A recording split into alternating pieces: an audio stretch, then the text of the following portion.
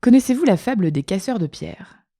On l'attribue à l'écrivain, poète et essayiste du XIXe siècle Charles Péguy. Elle nous rappelle que le travail, c'est avant tout une histoire de sens. S'inspirant de cette fable, Sarah Allard nous invite à nous interroger sur notre perception du travail dans son ouvrage Sunday, Monday, Happy Days. Quels casseurs de pierre sommes-nous?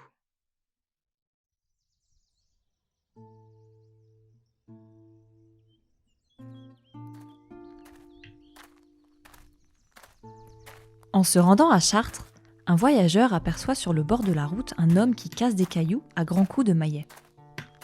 Les gestes de l'homme sont empreints de rage, sa mine est sombre. Intrigué, le voyageur s'arrête et demande « Que faites-vous, monsieur ?»« Vous voyez bien, » lui répond l'homme, « je casse des pierres. » Malheureux, le pauvre homme ajoute d'un ton amer « J'ai mal au dos, j'ai soif, j'ai faim, mais je n'ai trouvé que ce travail pénible et stupide. »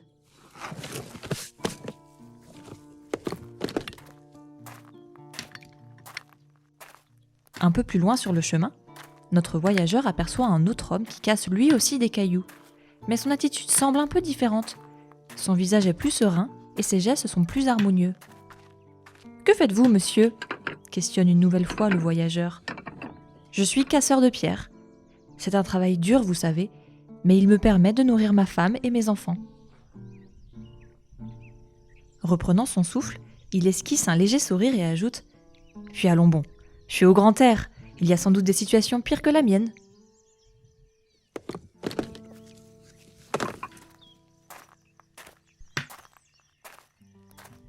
Plus loin, notre homme rencontre un troisième casseur de pierres. Son attitude est totalement différente. Il affiche un franc sourire et il abat sa massue avec enthousiasme sur le tas de pierres. Pareille ardeur est belle à voir. « Que faites-vous » demande notre voyageur. « Moi, » répond l'homme, « je bâtis une cathédrale. »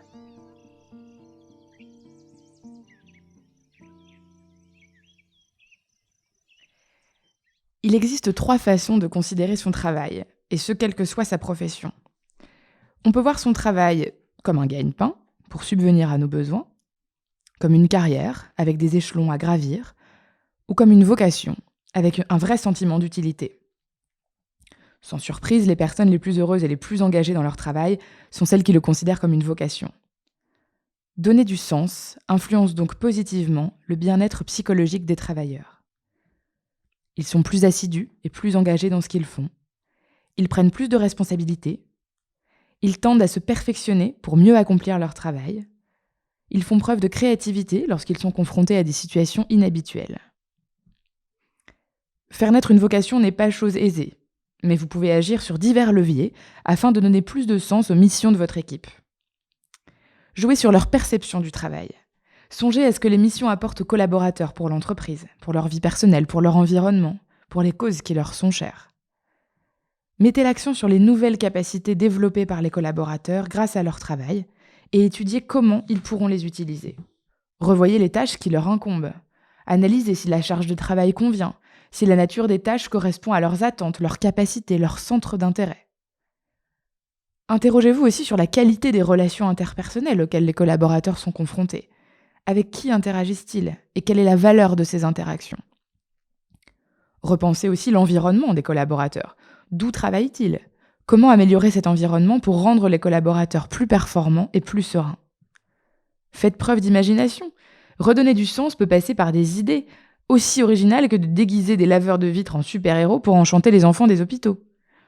Soyez sensibles à ce qui suscite une petite étincelle dans l'œil de vos collaborateurs et souvenez-vous de vos 3 casseurs de pierre.